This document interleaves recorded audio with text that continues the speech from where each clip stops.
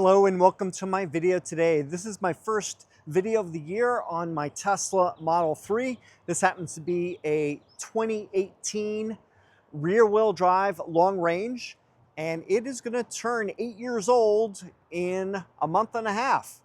I try to drive it once a month at least to keep it in good condition. And the other day I was driving it when I got a warning on the screen saying that there's a problem with the climate control HVAC system. So in this video, I'm gonna show you a little bit more in depth about it and if I need to get it fixed, what I'm gonna do. So let's get started. Let me show you an example. If I go into the climate control, it says climate keeper unavailable due to system fault. So let me go into the settings, into software, and now I'm going to hold the Model 3. And now I'm going to type in service. Press OK. Gives you that standard warning. I am going to enter. And there are some service alerts. Let me click on that. So we have some things here with the VC right, VC front. We have a motor fault, a compressor inhibited alert. So these three right now are currently active. And then we had some other ones that started appearing.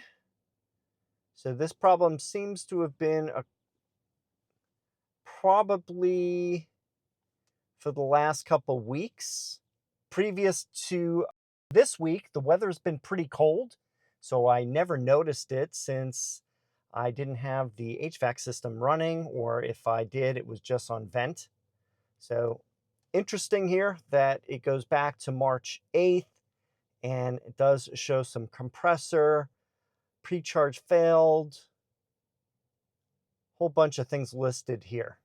I'm not an HVAC expert, and for my Tesla, I'm going to contact the local service center and at least get an appointment to figure out what this would cost and what's involved in the repair.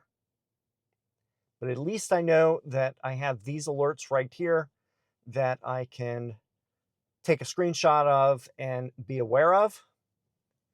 And I know Tesla service has access to the vehicle and they can also bring up the same information. But sometimes I like to just, when I set up the service appointment, I'll usually send a screenshot or so and explain what the issue is.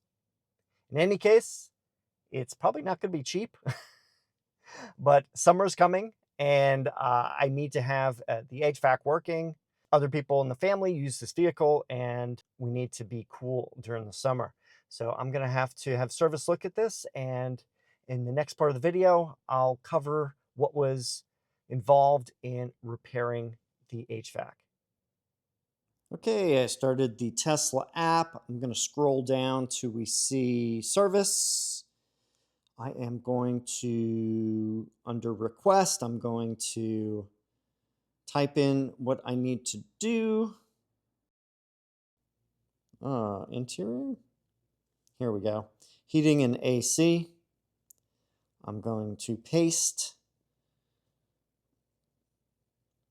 And I'm going to add my photos. There we go. And I'm going to click on next. I'll say no. I rotate my tires myself. Current location. I'm going to put in my address. Wow.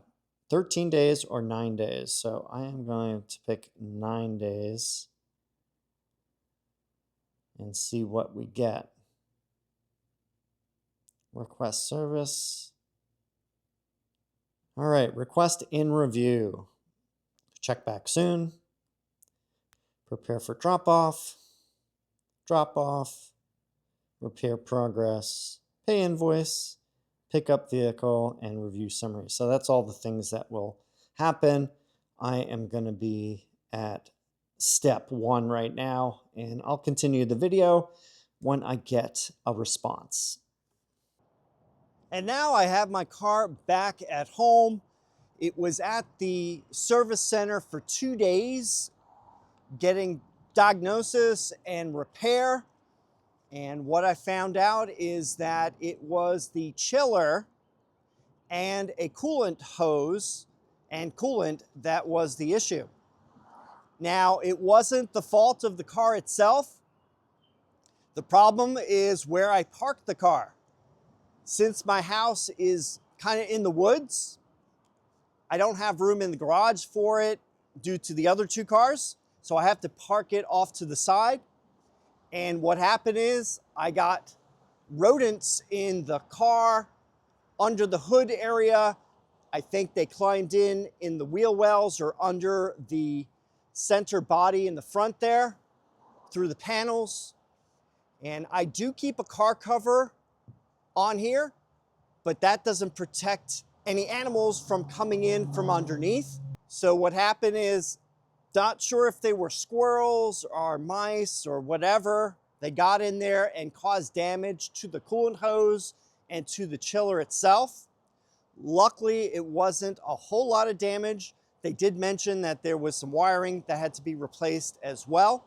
I have the receipt here of what was done to the car, and the diagnosis was $344 for the labor. The refrigerant that was replaced was $33.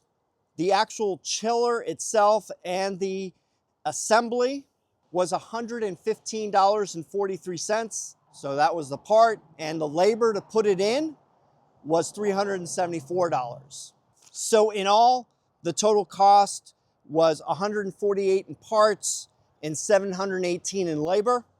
Total price with tax was $929. So kind of an expensive rodent mess, if I must say.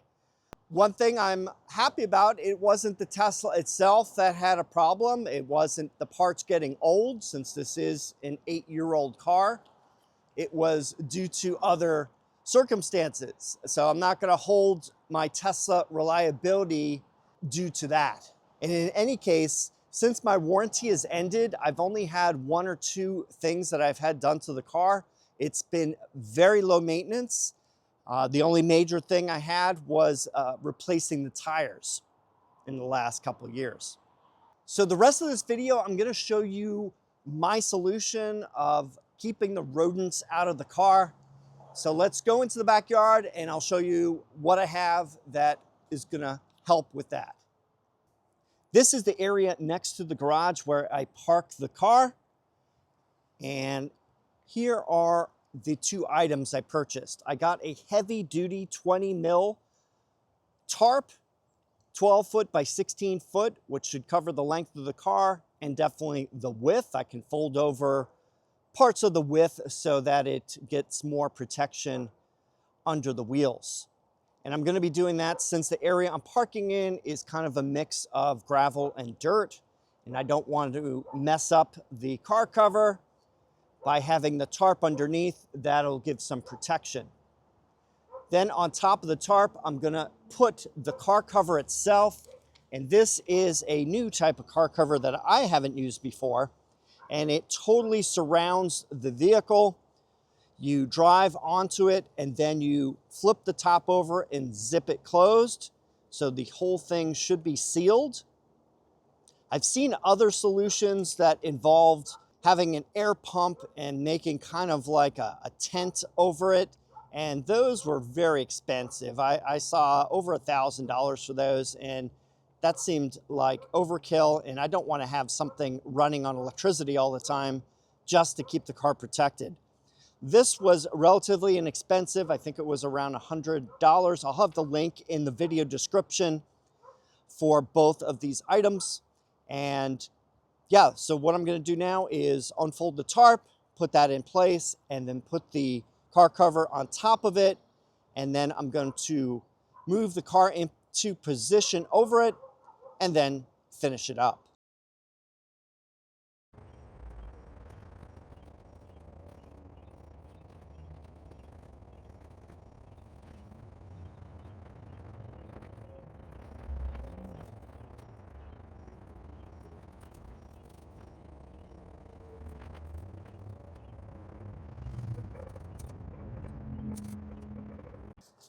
All right, now I'm gonna position it a little bit off from the pavement. All right, and now for the car cover.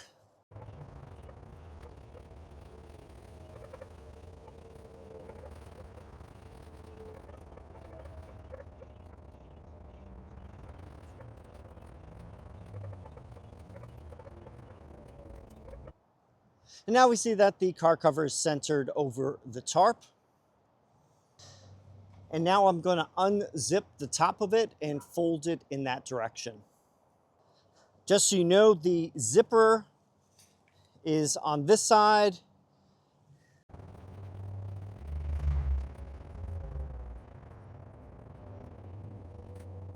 Now that it's unzipped, I need to fold the front towards the back.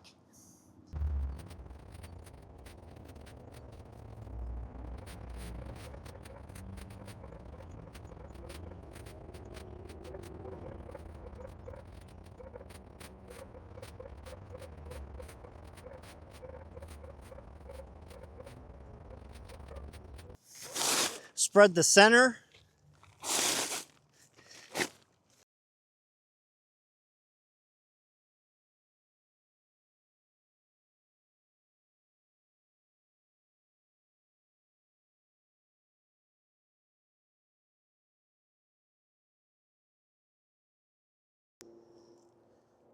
So now you can see I stretched out the bottom of the cover.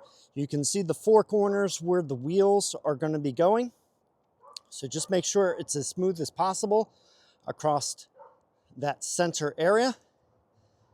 And at this point, I can drive the car onto the cover. All right, let's see how this goes.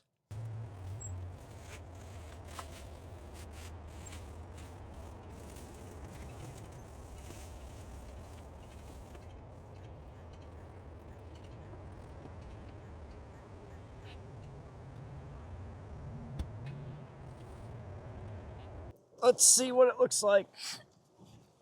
All right, so I got it centered on here. I just need to back it up another 2 feet or so. Oh, a little too much.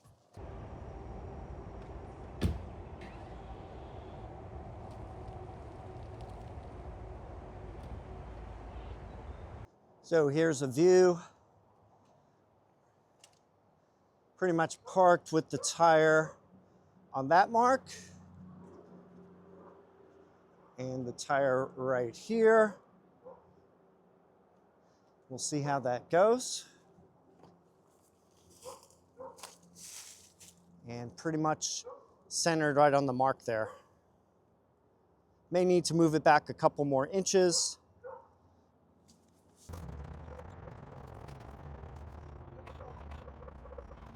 All right, there we go. I think that is pretty good. So let's put the top of the cover on and then zip it all around the edges.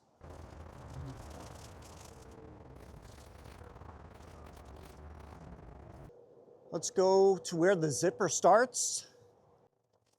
And that is right here. Just make sure the zipper lines up like so, and then continue all the way around.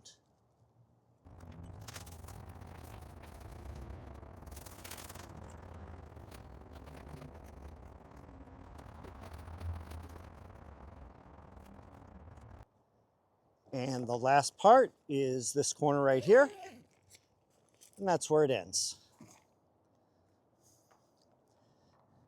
There's actually 2 zippers here, so if you wanted to do this so that the zipper meets in the front of the car, you could do that. So it's up to you how you want the zippers to work, but there are 2 straps here. Well, there we go. We have the new car cover on, and it seemed to work pretty well. I was able to reverse the car into position with the backup camera. That seems to be the easiest way to do it. Since the car cover goes from the rear to the front, that's kind of how you have to do it actually. So fit pretty well. minimal amounts of adjustment here. Just make sure that you aim for the center between the marks for those 4 tires. Otherwise, it seems like a high quality cover. I'll be keeping an eye on it over the next, I don't know, 6 months, year or so, and see how it works, and I'll get back to you in a future video. But hopefully this should solve my issue with the rodents. I'm gonna be keeping an eye on that. And yeah, so this is a little bit looser than my previous car cover. In fact, my previous car cover was too tight in that it didn't cover the front and rear bumpers as much as I'd like. But since this car covers everything, I don't mind it being a little bit loose. That's not a problem at all.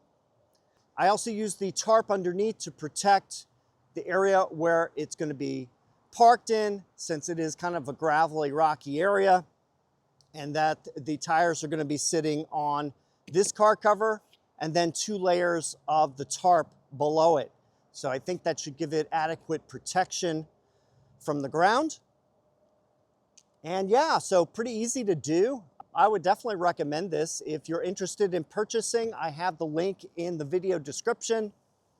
If you have any questions or comments, please leave them down below. Thanks for watching, and I'll see you in the next video.